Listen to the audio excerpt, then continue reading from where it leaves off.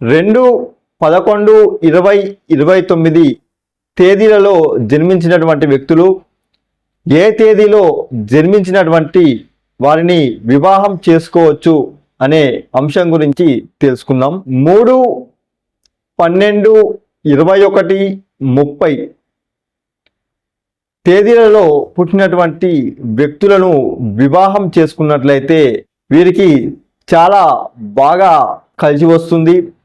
వీరి యొక్క బంధం అనేది సజావుగా సాగుతుంది అని మనం చెప్పవచ్చు.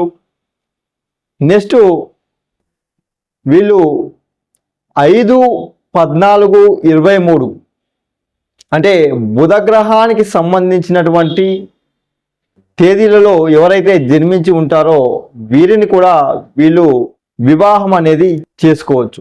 6/15/24 తేదీలలో జన్మించినటువంటి వ్యక్తులను కూడా ఈ 2/11/2029 తేదీలలో జన్మించినటువంటి వ్యక్తులు వివాహం అనేది చేసుకోవచ్చు.